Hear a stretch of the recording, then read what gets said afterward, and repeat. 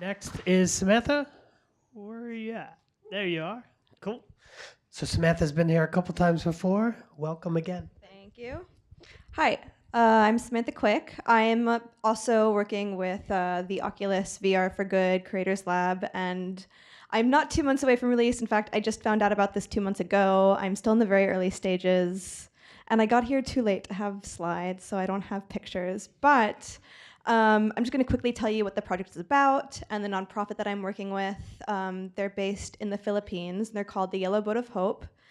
And what they do is they provide access to education for children in island communities in the Philippines. Many of them swim to school because their islands are really tiny and small, and some of them swim as far as half a mile just to get to school. They actually wrap their books up in plastic bags. Some of them wade through waters, but they're really varied. They have many different languages that they speak. And so I'm doing a 360 video in partnership with this nonprofit just to sort of tell their story and sorry, I totally lost my cue cards, but they usually begin their day. The children go with, if they're a girl, they go with the mother to harvest seaweed, and if they're a boy, they go fishing with the father, and this is first thing in the morning. And we're sort of trying to show like the relationship between and the tension between the parents' dilemma, because they're often faced with the decision of having to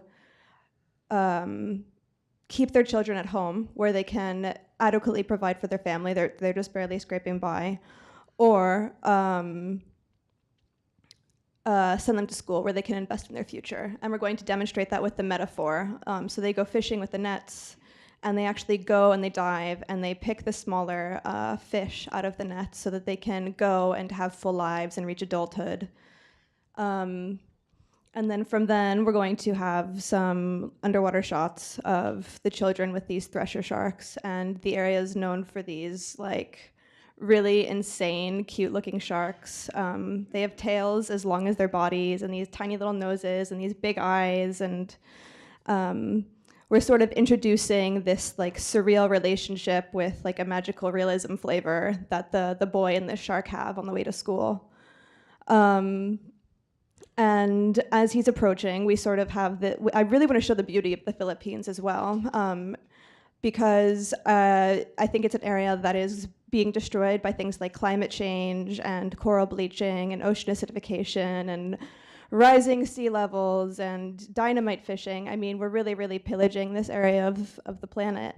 And I think for a lot of these children, the only option they have is through education, either to save their way of life with sustainable fishing methods, or to escape from this area of the world where they won't be able to live the way that they've been living for thousands, tens of thousands of years probably.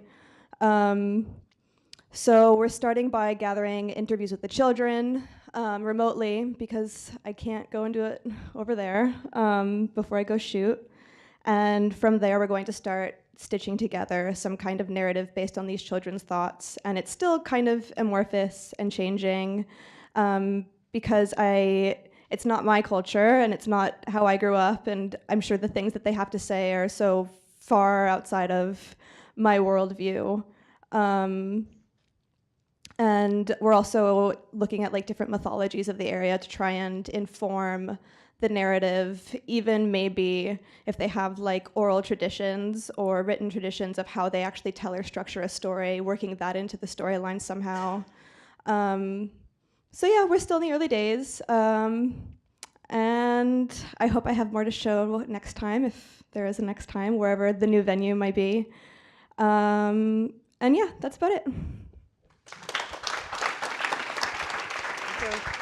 Thank you.